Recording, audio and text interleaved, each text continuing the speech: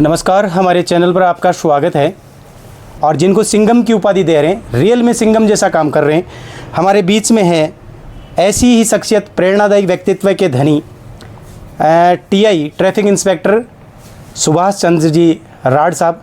जी TI साहब, आपका बहुत बहुत स्वागत है। शुक्रिया। अलवर कई जगह रहा हूँ, अजमेर और सीकर, चूरू। तो सीकर में, चूरू में भी 1 साल ट्रैफिक इंचार्ज रहा। उसके बाद में अभी पिछले 15-20 दिन से जी सीकर में आप देख रहे हो। जी।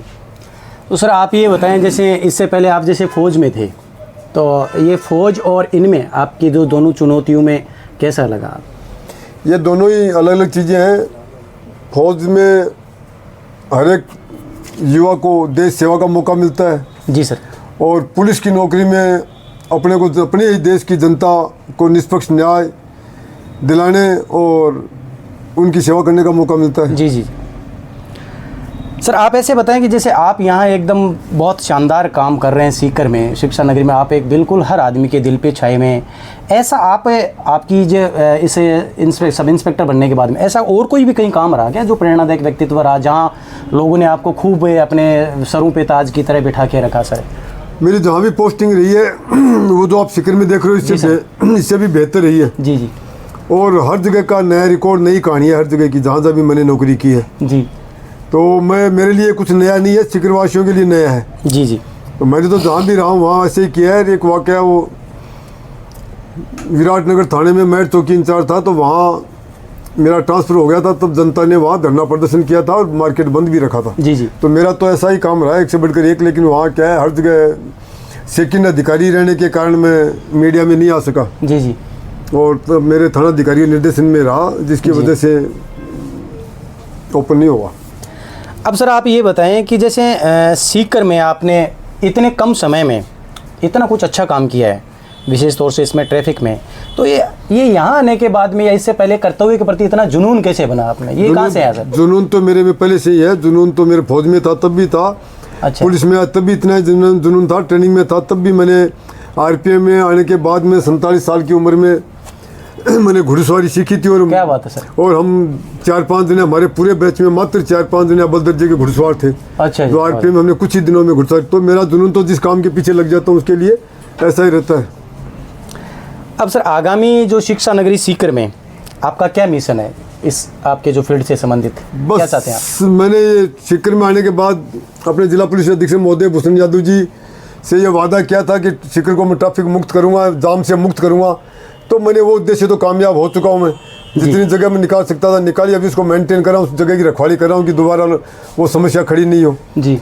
लेकिन अभी साथ ही खाटू मेला आ गया है। जी जी। तो मुझे जैसे आज दिन भर में खाटू में ही था, वहाँ की व्यवस्था, जो ट्रैफिक व्यवस्था है, अतिक्रमण की व्यवस्था, उसको आज वार्निंग दे के आया हूँ। कल उनके ऊपर कार्रवाई करूँगा। जी। तो अभी मेरे पास 2 जिम्मेदारियाँ आ गई, खाटू की भी प्लस सीकर की भी। जी जी। तो मैं अभी सीधा घंटा भर पहले आया हूँ। तो आके मैंने इसके बाद सीकर को पूरे को चेक किया है, राउंड मारा है और वापस ताज़ा किया उसको।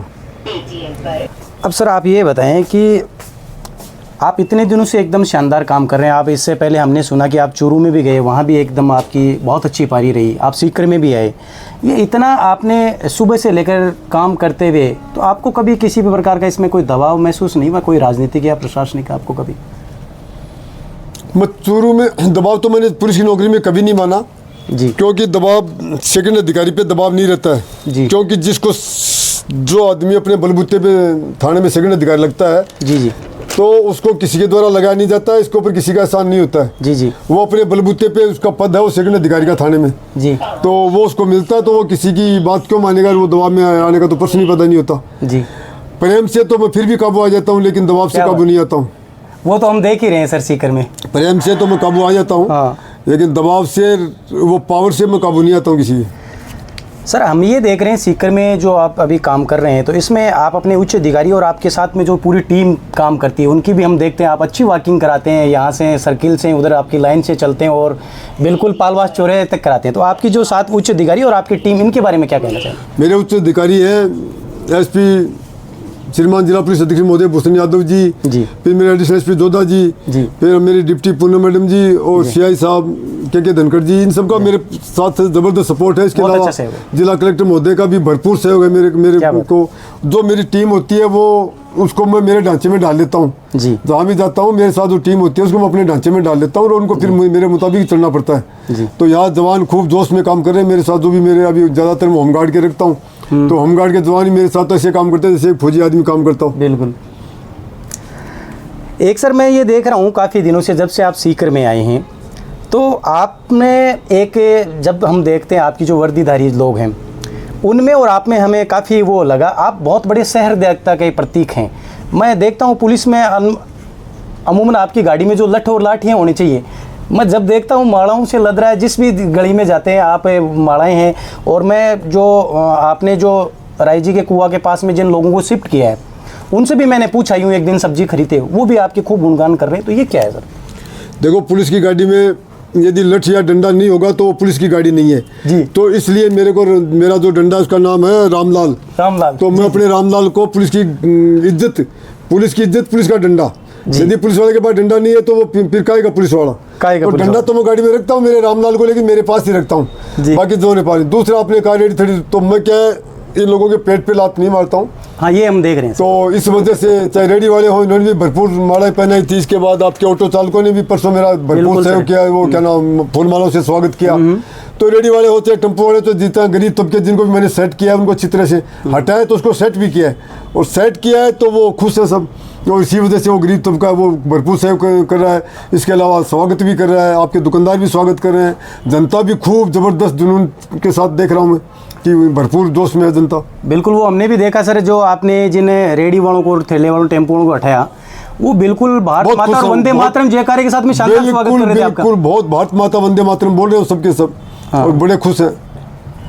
अब सर आप ये बताना चाहें कि जैसे आपने यहाँ बहुत अच्छा काम किया है, अपने ऐसे जो ग्रामीण अंचल में रहने वाले जो ऐसे किसान लोग हैं जो कभी कभार शहर में आते हैं और वो बेचारे यहाँ चालान में फंस जाते हैं और में फंस जाते हैं, जिनको नॉलेज नहीं होता है, तो ऐसे जो लोग आज मैं बता रहा हूँ जो गांव ढाणी में बैठा हुआ भी आपको सुन रहा है, देख रहा है, कह रहे हैं कि साहब यार कौन आया ही है थानेदार जी, बहुत जोरदार काम कर रहे हैं, तो सर उन लोगों के बारे में क्या बताना चाहेंगे जो कभी कभार यहाँ शहर में आते हैं? देखो तो अपने गांव खेड़े से जगह भी आदमी आवे गाड़ी गुडी लेके, हाँ, तो बन मैया कहूँगा कि भाई थे थारी जो भी गाड़ी है बिना पार्क करो, जो भी उचित जगह जगह सही जगह बैठे पार्क करो जी। सड़क के बीच का माँ बिना पार्क मत करो। थे पार्क करागा बिना मतलब हमारे चपेट में आ जाएगा, थारा फालतू का माँ चालान हो जाएगा तो थारा मुश्किल हो जाएगी। तो जब भी शहर में आओ तो जगह देख के उचित तेरे पास थारी गाड़ी ने बैठे पार्क करो, थारी दिक्कत नहीं। यही मैं मोटरसाइकिल ना कहूँगा कि थारी जठे जगह है बैठे थे थारी मोटरसाइकिल खड़ी करो तो थारा समस्या को नहीं आवे। अब खाटू मेला तो खाटू में भी जो लोग जाएंगे, मेरी नज़र खाटू में भी है। अब मैं खाटू में जो आने वाले हैं उनको भी, जो भी यात्री या दर्शन करने के लिए आते हैं, उनको कहता हूँ कि अपनी गाड़ी को, बाइक को, जो भी आप उसको सही वाहन को सही जगह सेट करना ताकि आपको परेशानी का सामना नहीं करना पड़े। साथ ही जो खाटू में भी आज पूरे दिन भर वही था, ये बसें वाले हैं, ये रिंग से जयपुर जो बसें चलती हैं ये अपने उचित जो स्टैंड है उसी पे कायम खड़े करें, न कि इधर उधर नहीं। और ये जो जीपें हैं वो भी सही जगह पे खड़ी करें, वरना इनको भारी समस्या का सामना करना पड़ेगा जी। एक सर मैं ये देख रहा हूँ, अब जो मेरा अगला क्वेश्चन है वो आपके इस सेवा से थोड़ा सा हटके है हमें, तो वो भी यूँ कहते हैं कि साहब बड़े होके सुभाष राठ बनेंगे, उनको ये पता नहीं है कि वो क्या बनेंगे पुलिस में। तो आज शिक्षा नगरी इंस्टीट्यूट हैं और जो यहाँ के बच्चे हैं वो बहुत ज़्यादा तनाव में आ रहे हैं परीक्षाओं को लेकर के, और आप उनके लिए प्रेरक व्यक्तित्व देने, क्योंकि आप जुनून से काम कर रहे हैं, आपके सामने भी बहुत सी बाधाएं आती हैं। उन बच्चों को आप क्या बताना चाहेंगे सर? उन बच्चों को, बच्चे तो क्या जो अच्छी चीज़ दिखती है उसको प्रेरणा लेते हैं, लेकिन आजकल की पीढ़ी क्या है जल्दी तनाव में आ जाती है। हाँ। थोड़ी सी असफलता मिलते ही वो डिप्रेशन में आ जाती है। तो मैं इन बच्चों को कहूँगा ऐसा कुछ नहीं है कि आपको एक चीज़ में सफलता नहीं मिली तो इसका मतलब ये नहीं है कि आप डिप्रेशन में आ गए जी। आप में जोश है, जज्बा है, आप में का कोई लक्ष्य है, तो वो लक्ष्य के लिए आप मेहनत करेंगे तो आपकी मेहनत किसी भी हालत में बेकार जाने वाली नहीं है। यदि आदमी मेहनत करेगा तो उसको सफलता जरूर मिलेगी, उसमें नहीं तो दूसरी में तीसरी चौथी वो सफल कहीं ना कहीं होगा, उसकी वो मेहनत काम आएगी। डिप्रेशन में आने की कोई आवश्यकता नहीं है।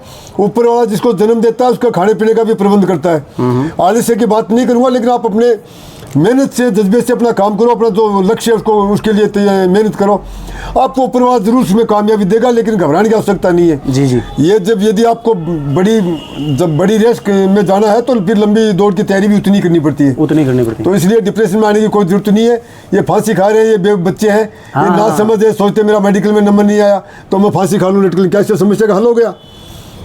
फांसी खाने से पूरे घर वालों को तकलीफ हो जाती है, पूरा परिवार डिस्टर्ब हो जाता है, उसके माँ बाप की बची हुई ज़िंदगी बड़ी बड़ी भयानक, मतलब बड़ी कष्टों में और बहुत ही दयनीय हालत में वो उनकी ज़िंदगी बीतती है। वो जिंदा रहते हुए मेरे समान है। बच्चे इस बात को समझ नहीं पाते, वो क्षणिक आवेश में आकर के आत्महत्या कर लेते हैं। मैं इन बच्चों को कहूँगा तुम्हें डरने की आवश्यकता नहीं है। आप असफल हो गए तो भी आपका माँ बाप आपको धमकाएंगे, डराएंगे क्षणिक, लेकिन माँ बाप का हृदय बच्चों के लिए बड़ा कोमल है। ये बच्चों को, इसलिए बच्चों को अपने माँ बाप से डरने की आवश्यकता नहीं है।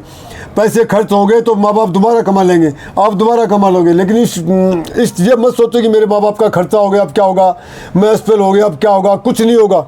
जिसने जन्म दिया, जिस ईश्वर ने आपको भेजा है, तो वो आपको जरूर कहीं ना कहीं सफल करेगा। बस आप अपने लक्ष्य पे नजर रखें और मेहनत करते रहें। कहीं घबराने की आवश्यकता नहीं है। एक में नहीं तो दूसरी में, तीसरी में कहीं ना कहीं नंबर जरूर आएगा आपका। जी बिल्कुल। ये तमाम जो अभ्यर्थी हैं, बच्चे हैं, उनके लिए टीआई साहब की बहुत अच्छी जो है, ये खुद एक संघर्ष के पर्याय हैं और प्रेरक व्यक्तित्व के धनी हैं। टीआई साहब, अगला मेरा ये प्रश्न रहेगा कि आप इससे पहले, जैसे अभी आप सब इंस्पेक्टर हैं, इनसे पहले आप कौन कौन सी सेवाओं में जो रह चुके हैं, अच्छा काम कर चुके हैं? मैं 18 साल आर्मी में रहा, फिर 5 साल में डिडवाना में ग्राम सेवक रहा। तो वो भी मेरा, आप वहाँ जाके पता करेंगे तो ये जैसा मैं सिकर में काम कर रहा हूँ, वो भी आपको ऐसी कहानियाँ मिलेंगी वहाँ भी। मतलब वहाँ भी ये नहीं कि वो कोई ग्राम सेवक है तो किसी दबाव में काम किया होगा। वहाँ भी ऐसे तल के मचाए हमने, जहाँ भी गलती ने दिखाई दी वहीं पर हमने चोट मारी है। तो हमारी तो नौकरी पूरा सफर इसी टाइप का संघर्ष वाला ही रहा है। और अभी 12 साल से पुलिस में सेवा दे रहे हैं। तो मेरी चाहे फौज की हो, चाहे पुलिस की हो, चाहे ग्राम सेवक की हो, सारी नौकरी का काम करने का तरीका एक ही है। तो हमने ऐसा भी सुना है कि शायद आप सब इंस्पेक्टर से पहले पीटीआई भी बनना चाहते, तो आप पीटीआई बनते तो क्या करते? पीटीआई में मेरा सिलेक्शन हो चुका था, सेकंड ग्रेड पीटीआई और थर्ड ग्रेड दोनों में। जी जी। लेकिन उस टाइम मेरी पुलिस की ट्रेनिंग हो चुकी थी। अच्छा अच्छा। ट्रेनिंग खत्म होने वाली थी, तो मैंने सोचा जो ट्रेनिंग तो हो गई, अब क्या करेंगे जाकर। लेकिन मैंने ये सोचा था कि यदि पुलिस में नहीं होगा, पीटीआई में होगा, तो मैं उन बच्चों को मार्गदर्शन देता, उनको ज़बरदस्त शारीरिक फिजिकली तैयारी करवाता। उनको फौज पुलिस में जिस भी स्कूल में होता है, उसके बच्चे जो फौज पुलिस में जाने के इच्छुक होते हैं, उनको 100% उनको वहाँ उसमें सक्सेस दिलवाता मैं। जी। एक टीआई साहब, आप ये बताएं कि देख रहे हैं हम आपकी शायद जो जॉब की जो नेचर है वो हमारे जॉब से अलग है, और आप खूब टाइम तक बिजी रहते हैं। तो आप घर परिवार में जैसे कितना टाइम दे पाते हैं, और बच्चों को टाइम दे पाते हैं कि नहीं पाते हैं, या वो कोई इंटरफेयर करते हैं आपके? कभी उनको भी लगता होगा कि पिताजी हमें समय दें?